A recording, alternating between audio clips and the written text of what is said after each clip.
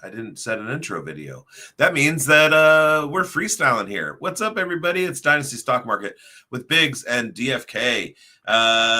We are here, and I got an intro video. We were just talking about the fantasy playoffs, and in one league I'm in, I just faced Jax Falcone, friend of Player Profiler, who's an absolute sharp, and went against him with Ladd McConkey and Jaden Reed in my lineup. Didn't have enough time to pivot off of Ladd McConkey, who was out this week. And so I got goose eggs from both of those and didn't help my playoffs, my playoff position. So I get chalk week 1 of the playoffs. So that league is that's pretty tough. I got to get through Jax and Chalk to win this thing. So good luck. See if it happens. Yeah, thanks. This. I believe. Let's get this intro going. Boom.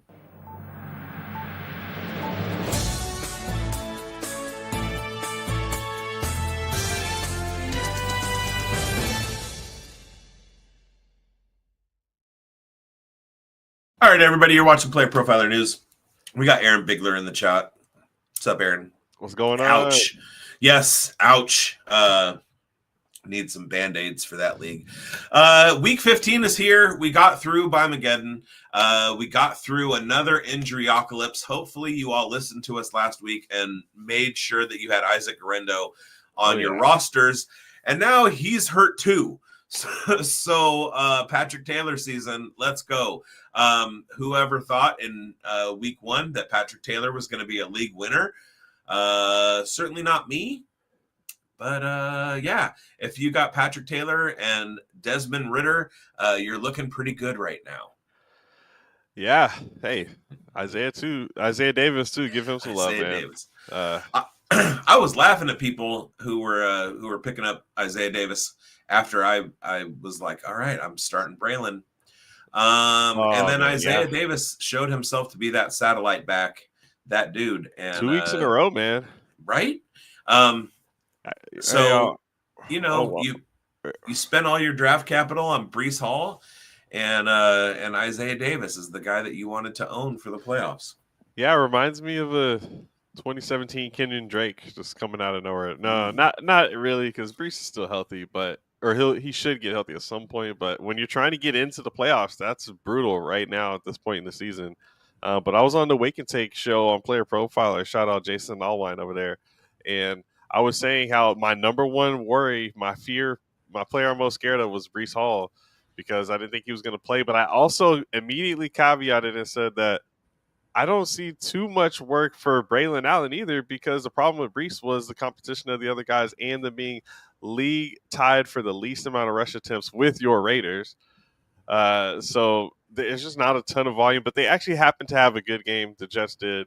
But still, it's hard to predict who's going to be the guy to eat, because they still got to worry about either Braylon Allen worrying about Davis or Davis vice versa, and maybe Breece Hall comes back. Yeah, and guess what? Being a bad team leads to a lot of pass attempts and not a lot of rushing opportunities. But Sincere McCormick had himself an okay day. I mean, it is backup running back season. I called Kendre Miller. I've been waiting on Kendre Miller for 2 years. Good call. You did it. He finally got himself in and got into the end zone this week. Roschon Johnson, another guy that I've been waiting on a long time. He had his opportunity and now he's hurt again. So one of the fun things, my home league in our group chat, the guy that owns Jamar Chase jersey behind me said something about a historic day. What did he say?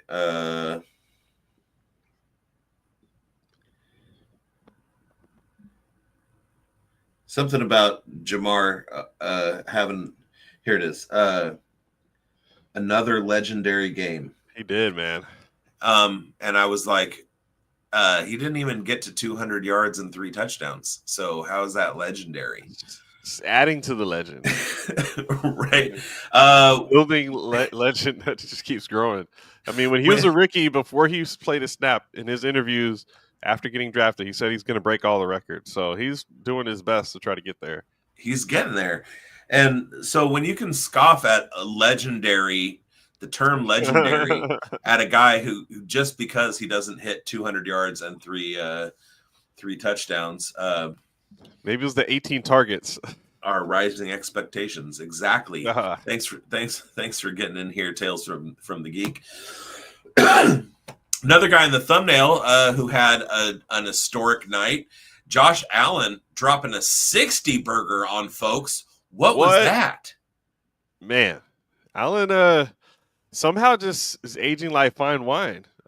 He's not aging, but you thought we saw his ceiling already, and now you're just starting to see these crazy games, and it's happening at the right time. I mean, you've got last week, like you mentioned, 30 points from him. Now this week, you've got 50, 60, and depending on the league, it's just crazy what he's doing. And the weapons were all back healthy, which is the crazy part. So it makes sense that now he's got all these weapons. Shakir looks great.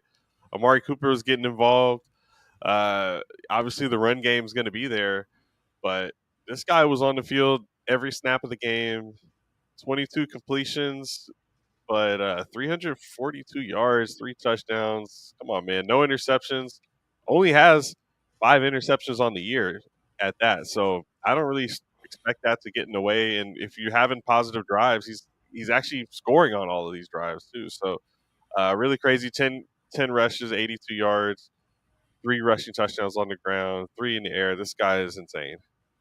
Yeah, and we talked about on the show about a month ago. One of my favorite leagues. I was making a run and I was trying to shore up my team. I was sitting, I want to say, in third place. It was around second or third, and playoffs were starting in week 13. And I went out and I basically mortgaged my future and sold off all of my draft picks, grabbed myself a Josh Allen share. And week 13 playoffs started, which was okay because that wasn't a bye week for anybody. And I got sniped by a league mate in the first round of the playoffs, go out, and then week 14, this Josh Allen share that I put together, I go out and score 300 points and lead the league, but it's from the losers bracket. So you know how it goes sometimes. You right process doesn't necessarily always lead to right results. But I'm pretty set up for all of Josh Allen's 60-point performances next year. Yeah, and I think they're coming because think of it like this. The team actually kind of did a little mini retooling because they get rid of just having a star alpha number 1 wide receiver, and it's success. So they're not going to go away from this. Yeah, and I love the prospects of Khalil Shakir and Amari Cooper moving forward and everything. And that's kind of where we're at right now. Entering week 15, we're kind of in a debrief session. You've got some playoff teams, and you also are an owner of some teams that didn't get into the playoffs. And so we got to talk about both of those things. Number one, we're still playing the waiver wire. We're still hopefully some of your leagues, especially if they're dynasty. If they're dynasty, they're usually run by a private commissioner and not like a website. And those commissioners have the ability to set a trade deadline or not. And so hopefully you have some leagues where there is no trade deadline. And you can still be out here making moves. But then we got to also talk about your teams that didn't make the playoffs and where you're going with that. Go ahead, DFK. No, you're absolutely right. And someone even asked, they're like, we can't remember if we have a trade deadline. And the league's been around since 2016, 2017, and we've only had 1 year with the trade deadline. It was actually 2 years ago. They voted it in, a new person, and then instantly everyone hated it, having the deadline, so we got rid of it. And I don't know, it's just different strokes for different folks. I'm in a startup where after year one, the people were like, no, I miss having a trade deadline. It's not fair because you can help people, but who are already about to win.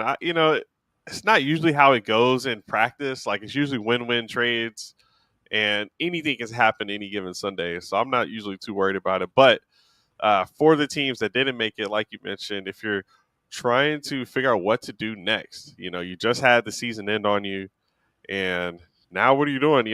Some of these leagues do have playoff brackets. Some of ours, the winner gets the 301, the first pick in the third round. I love that idea, but you can't make any changes right now. But I would still be looking at the waiver wire. I had mentioned on Wake and Take that a couple years back, this was when I picked up Jake Ferguson a long time ago. It was the year before he became the starter. He wasn't really getting much run at all. And there's players like that. The Rams tight end, was his name Davis or something? Can't remember, but that's a guy who. No, that's the quarterback. Oh. But anyway, there's guys like that are out there that are basically in line to be the next starter in the next season. Even though Zamir White did not pan out, he was a guy who I stashed and in some spots was able to flip because he was named the starter in the offseason. Mm-hmm. Other places I held on way too long. Had to get rid of him for super cheap. But look for guys that you can stash. They're out there. These running backs specifically who have talent but are buried. We don't know what the offseason will look like. Will the Ravens have another 2 injury offseason? And, for some reason, Rasheen Ali is available in your dynasty waivers. Like, that's not a guy that should be available. Keaton Mitchell, too. Yeah. Really didn't get fully formed, but he did play fully back to form from his injury, that is. So yeah, he's back now. Yeah, he got some run, but who knows? So just keep hey, what's going on, Pizzle Dallas? Appreciate you jumping in here. I saw him in Cody Carpentier this morning on their show, The Cook Up. Go check them out. But yeah, man. Just keep playing. Don't check out right now. This is not the time to check out. And it does suck if there's no trade deadline, or if there is a trade deadline for you. Yeah.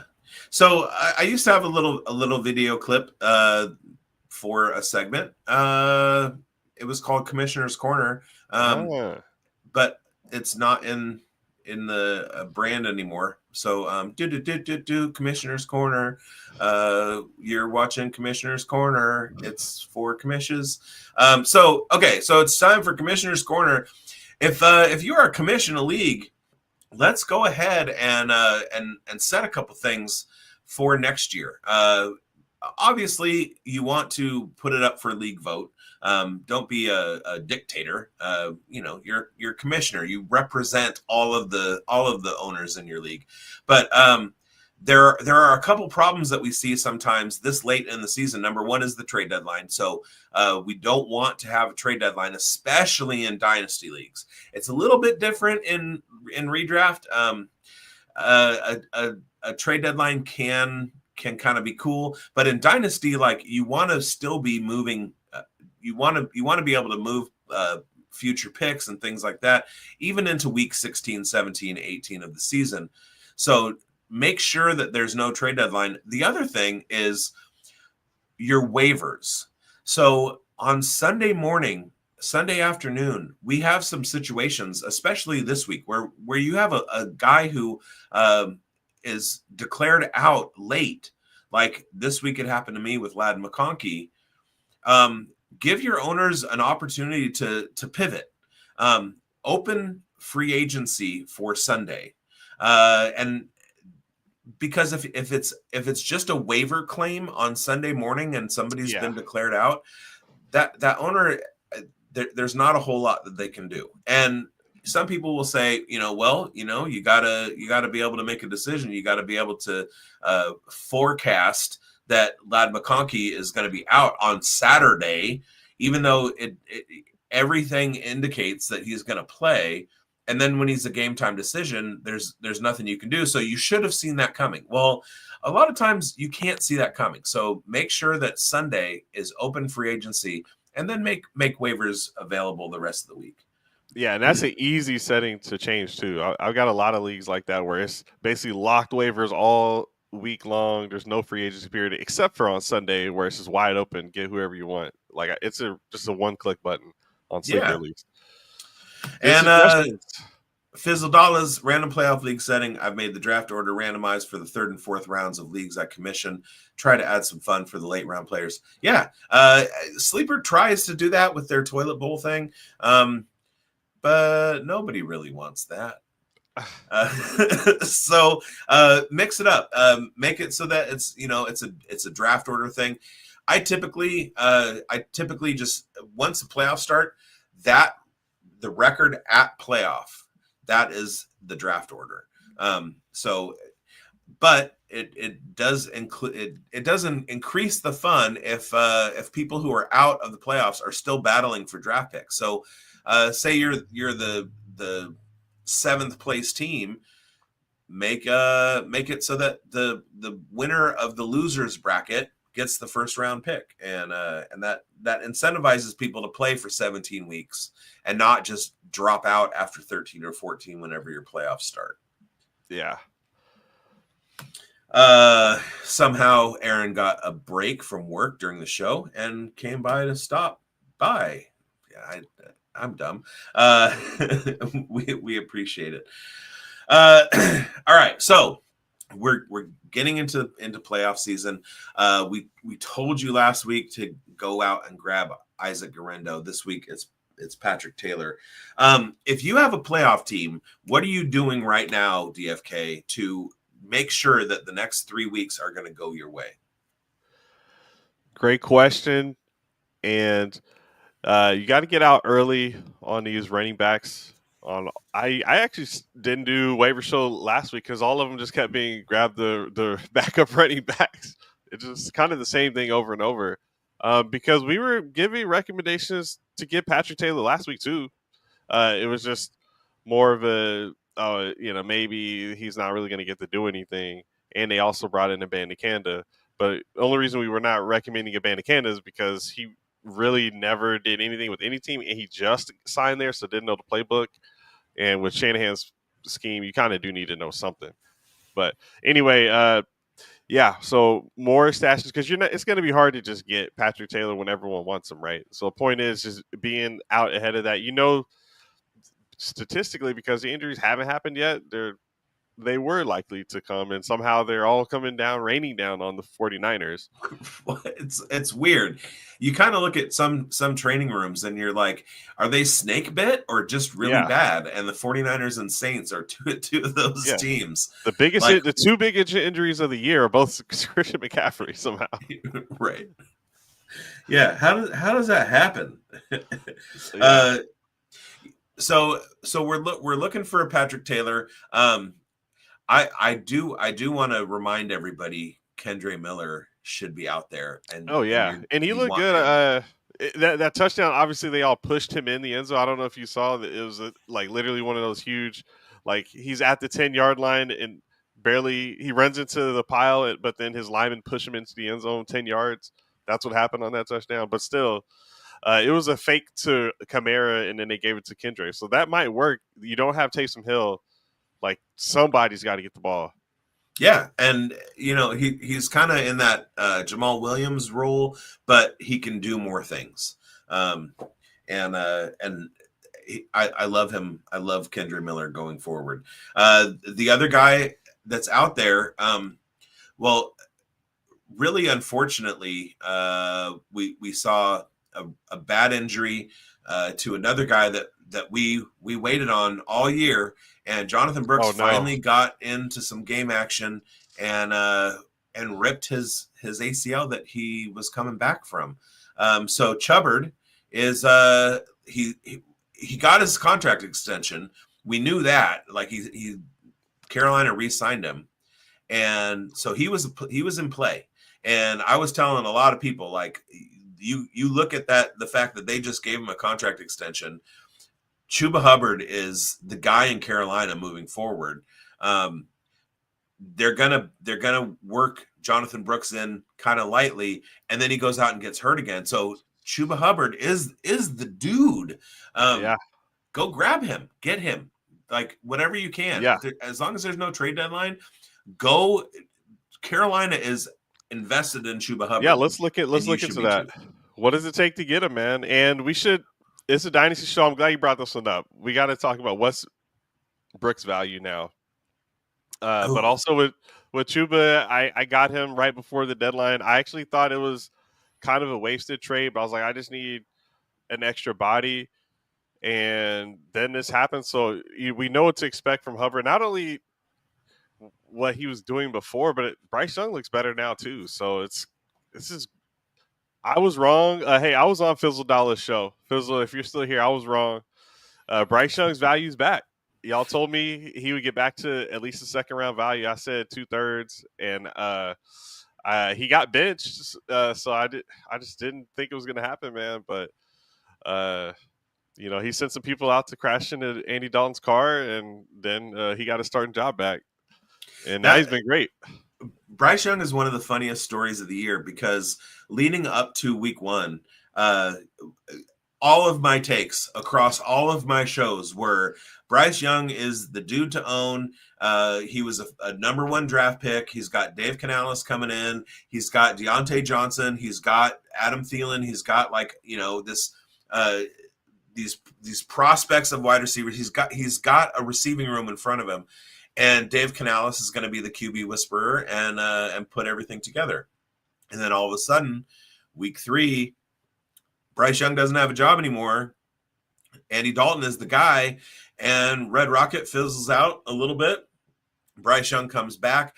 Granted, he hasn't been, a top 10 guy, but especially if you play in some super flex leagues and you need somebody like last week, you were trying to start Aiden O'Connell or Derek Carr or something like that, Drew Lock.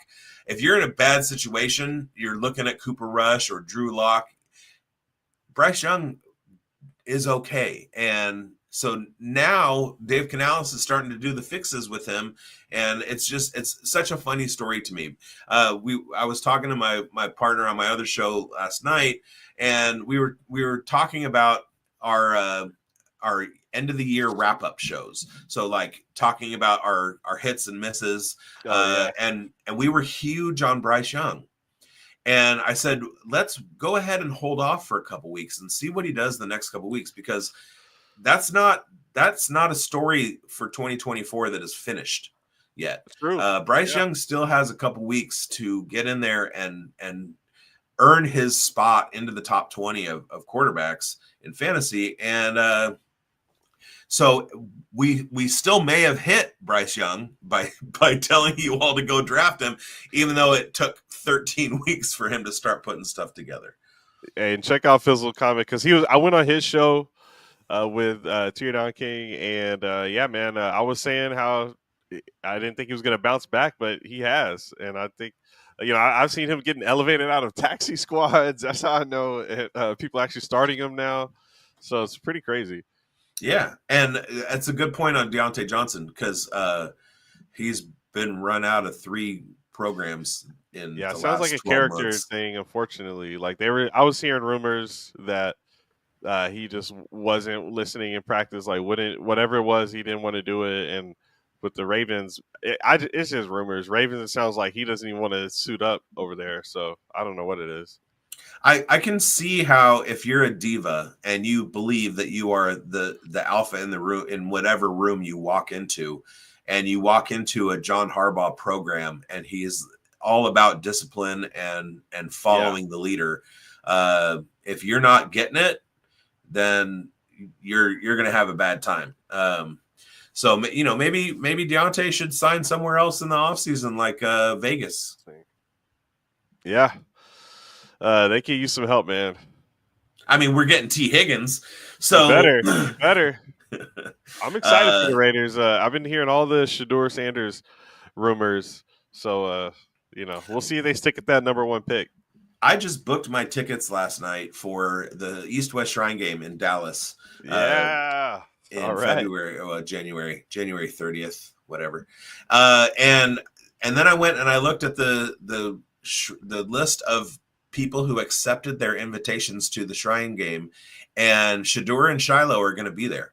So I am going to try and put together an interview of Shador, and I'm probably going to get Shiloh, but I'm gunning for Shador. Probably just going to get Shiloh. If you get the Shiloh first, then Shador might respect that, though. You never know. He'd be like, sure, hey, man, I just talked to Shiloh, wanted to get your take on it too, or something. I don't know. Yeah, and I got my guy Lan Larison from UC Davis, who somehow I've been pumping him up on shows and on Twitter. Dude has like ungodly numbers in FCS, better than Lauby had last year, better than Isaiah Davis had.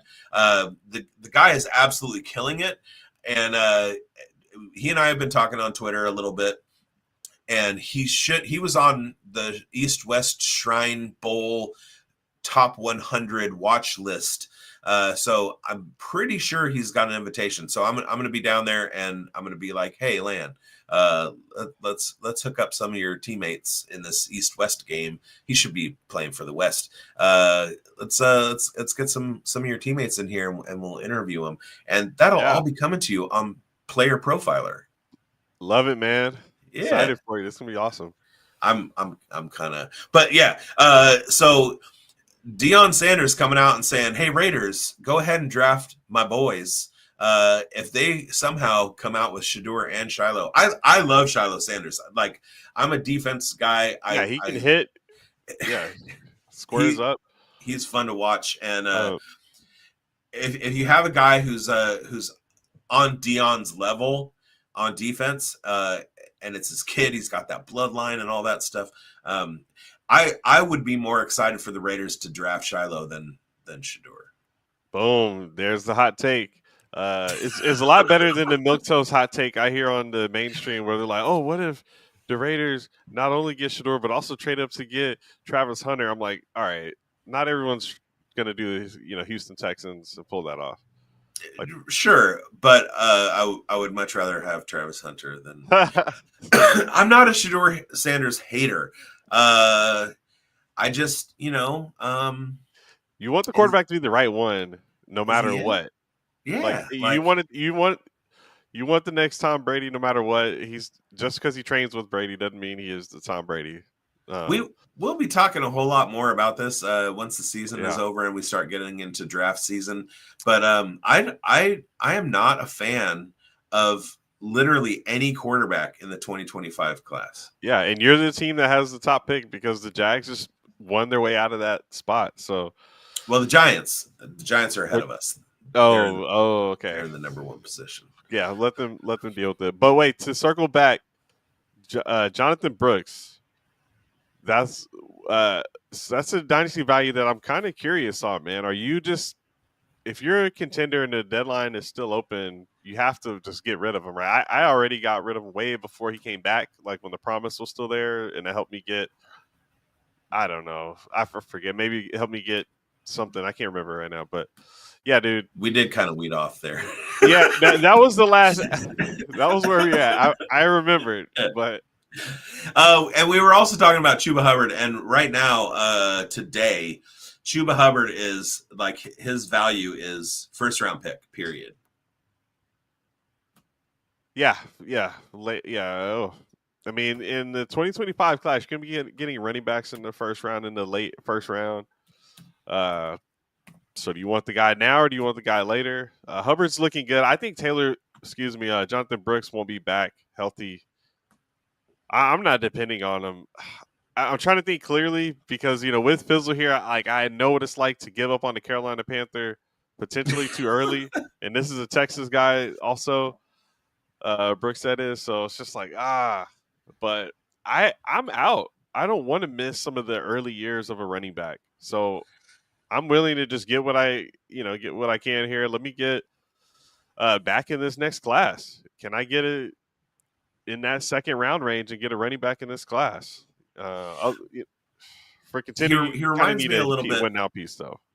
He reminds me a little bit of the saga of J.K. Dobbins, and you can even throw Keaton Mitchell in there, where although he doesn't have their performances, he does have the string of unfortunate injuries, and that upside that he's got that ceiling. He's currently this is a trade that I know exactly what both of these teams are doing. Jonathan Brooks straight up for Jalen McMillan. I know who's the contender and who's the who's out of the playoffs in that one. But Jonathan Brooks right now, like he's going as high as a 25 second, and he's going as low as a 4th rounder. So it's kind of hard to gauge. It just and that's a 27 4th too. So it's kind of hard. I personally, this is Dynasty Stock Market, and we talk about player values. Right now is obviously a great time to go out and get Jonathan Brooks. Yeah, just basic buy low mentality, but man, got to be a rebuilder, or sometimes the roster space. It helps me be flexible enough in certain situations, especially if it's a shallow league. So hard to hold because there's plenty of other guys on IR already holding that spot. And I would not move off of Jalen McMillan for Jonathan Brooks by any means. Yeah, glad you put that in there. Yeah, I am like the biggest Jalen McMillan truther.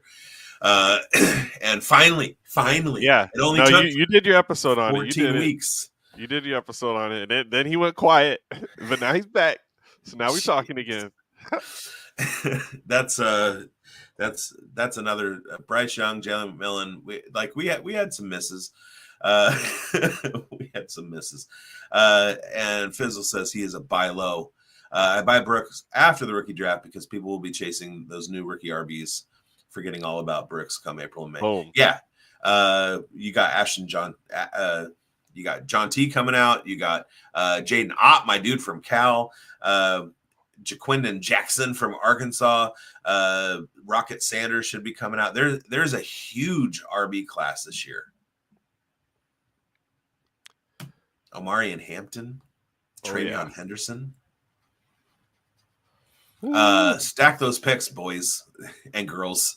You're gonna want some of these running backs. All right. We got Isaac Arendo as the number 1 trade target in Dynasty Daddy over the last month. Guess who's number 2, Cowboys fan? Is it Sierra McCormick? No, Rico Dowdle. Duh. I was thinking, how's the? Are you doing? Guys, Rico Dowdle career high yardage game last night, I believe, in that 130 range. I want to bet. I want to bet against Matt Kelly. I want to get a bet against Matt Kelly. He's sending me a fast draft T-shirt because we bet Chase Brown versus Rico Dowdle in the game last night, and Chase Brown gets there because he got the touchdown. So, I kind of get lucky. I mean, actually, he had more catches, too. That's what killed Rico Dowdle. He just only got the 1 catch, I believe. So, yeah. Yeah. I mean, I wouldn't have ever put Rico over Chase Brown. But yeah, Chase just has a really high floor. But anyway, Rico Dowdle, love to see it, man. He vindicates the Cowboys from the standpoint that he himself is good, but they didn't give him the reins to the offense to validate themselves early enough on when it mattered in the season. Yeah, they were still splitting too much of the workload, but he looks great. He's averaging 7 yards a carry in his past game. So I'm just like, where was this the rest of the season? But 3 games in a row where he's basically averaging 100 yards. I like what I'm seeing from Rico right now. So kind of makes you wonder what Mike McCarthy's player evaluation skills are. Well, he's a pass first guy, so he's just not thinking straight. When he's got a good thing in his hand, he's like, let's just pass it. He sees Joe Burrow on the other side of the field, it's got to be a shootout. I'm glad that you're getting a Fast Draft shirt. I love mine, and also I won some money this weekend on Fast Draft. So let's hear from Matt real quick.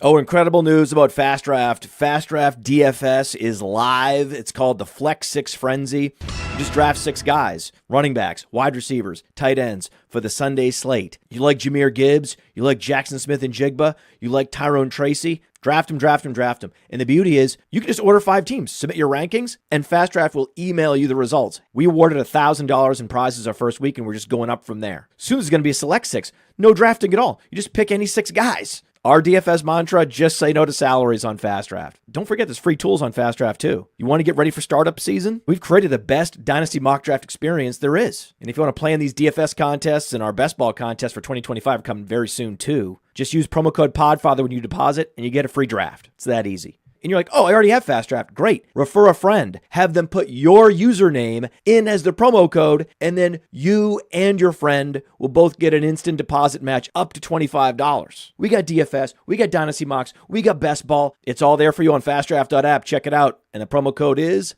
PODFATHER. Yeah, promo code is big boned, but whatever.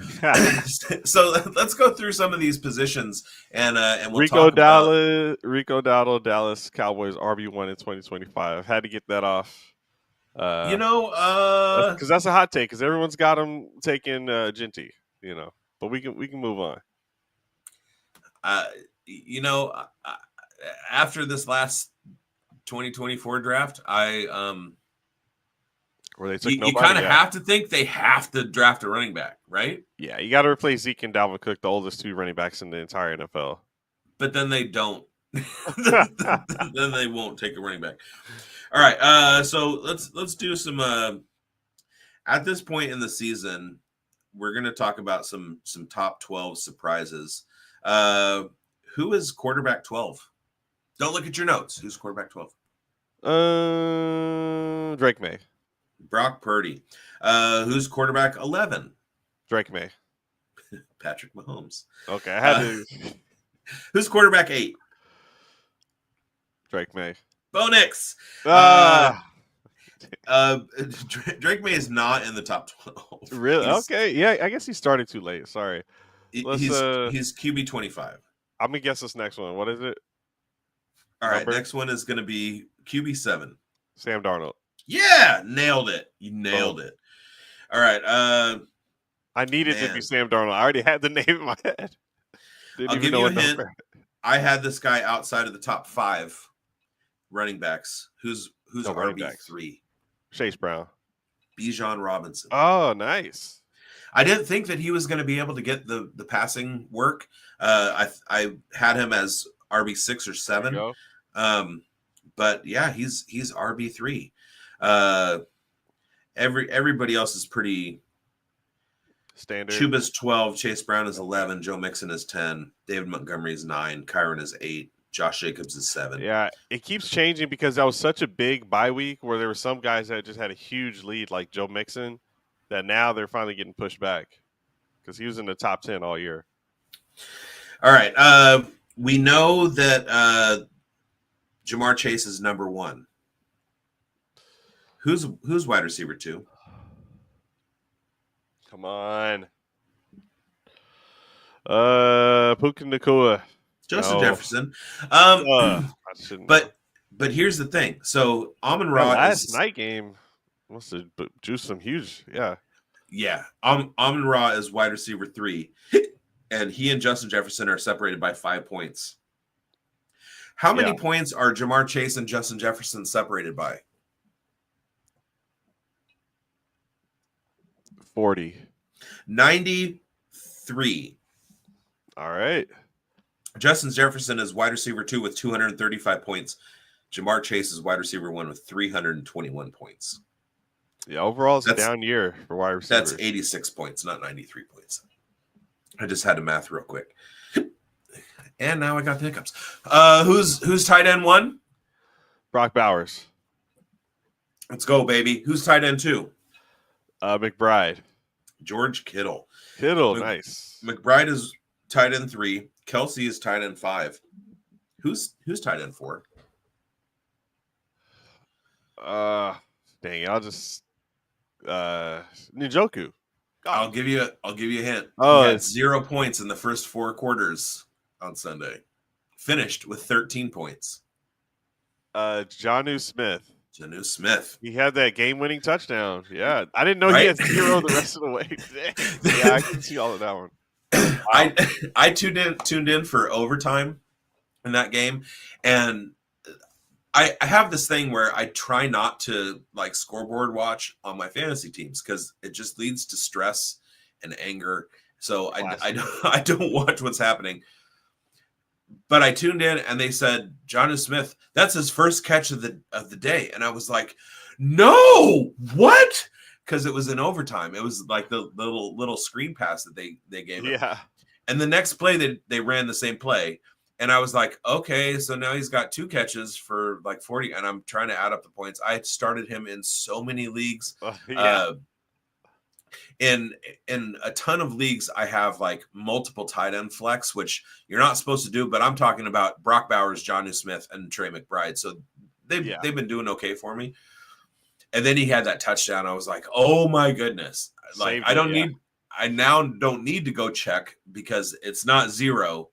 But yeah, he saved himself in the last in the overtime period. And Travis Kelce, tight end 5 still. Sam Laporta is outside of the top 12. If you go on Player Profiler on the website, there's a bunch of versus articles from the beginning of the year, and I was involved in 2 of them. I had Travis Kelce over Sam Laporta. I want to say Bill Williamson was the guy that I was arguing against, and the other one was I had Ladd McConkey over Deontay Johnson. So both of those takes, like I'm pretty freaking proud of. Although only one of them was due to analysis, and that's Ladd over Deontay. The Sam Laporta being behind Travis Kelce this year, that's kind of nobody saw that coming.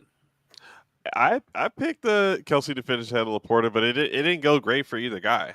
So I mean, Kelce, just everyone on the team just falls apart, and somehow he's the one that stays healthy, even though everyone's calling for him to retire. I'm just saying, like, a lot of people had Kelce over Laporta, but nobody saw Laporta outside of the top 12. Oh, right. Yeah. Nah.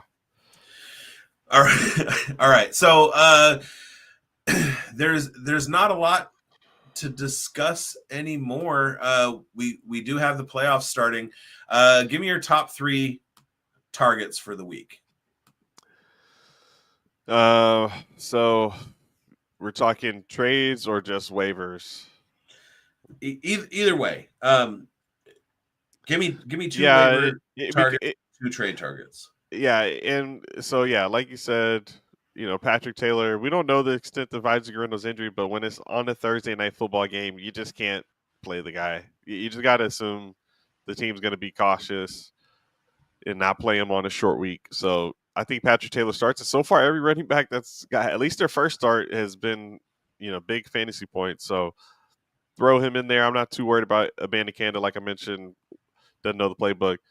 Your guy, maybe the health status of the Vegas running backs, Sincere McCormick, he's probably a good pickup if you didn't get him already. But, with the quarterback change, I am curious, what are your thoughts on that situation? I know I'm going to do my top 3 here, but, Ritter, he's a little bit more. Ritters. Yeah, Fizzle said they're done, but Ritter himself is more of a run type guy. He at least has been a starter before. This is not a guy who's just never had a chance and now he's just getting his feet wet. So I think with a week of practice, he'll be able to get the ball to players to some degree. So, but the touchdown upside is not there, unfortunately. So that's why I like Patrick Taylor way more. It's so obvious, but also just touchdown potential. A receiver is tough because we don't have the buys anymore. So there's just so many available receivers, but I wouldn't have a wide receiver waiver pickup, but I'll just say last waiver pickup, just any backup running back, whether it's a Blake Corum, who's just an injury away, still Isaiah Davis if he's available, because maybe they do shut down Breece Hall. I read they were not going to, but we don't really know. And then targets. I like the young Jalen McMillan that you mentioned earlier. If you can, someone thinks that's a fluke because he's had his opportunities and he really hasn't done much outside of this game. Elijah Moore, that's still a guy that is, only 24. Even his teammate Cedric Tillman, guys who are in a high volume pass offense, but not like the number one.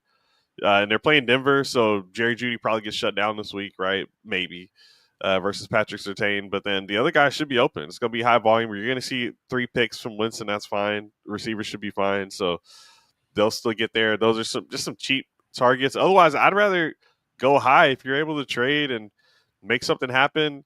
Solidify your tight end spot. I know it's rough with Jonnu. Maybe you can get Jonnu still. Maybe you can. I'm not going to say Njoku, but I just feel like maybe people aren't fully bought in on Jonnu. Is why I kind of mentioned that name.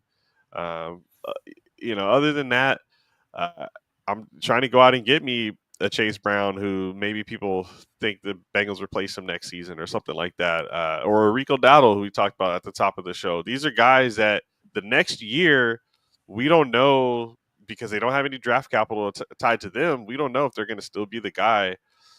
I just assume I need them for this week and the next week, and I'll figure it out later, because we're not going to get that answer. You can flip them in the offseason if you need to, if you really want to get out. So try to get some of these running backs, because even if you got some now, you might not after this next weekend. And, these are just some guys you're going to need, because everyone's healthy. So you're going to be going up against people's best squads right now. Rashad White, he was a big topic of discussion last Thursday with me and my partners, and I'm on the Rashad White side. I'm not on the Bucky Irving side, and I was vindicated this week. Bucky Irving injury, so it turned into a 40-minute conversation about Rashad White versus Bucky Irving, and the case that I made was that we know what Rashad White is. Bucky Irving had a terrible combine. He's still kind of getting his feet wet, but we know that Rashad White can sustain a full season of being a 3-down guy. And he goes out and just showed it again on Sunday. Right now, the top wide receiver on Sleeper is Devon Vele. Yeah. A guy that I took off of my waiver list because he was going into a bye, but it's like, if Bonex is good, then just get some targets out there between him and Marvin Mims. Those guys are available. Those are potential stashes into the offseason where maybe their role develops in the next season. I think I want to lean Mims, but I think it's more of a bias because he's a former second rounder that I had to drop. But he's explosive, and we saw him on that huge play. Get open and get a touchdown, and we know that's in his game.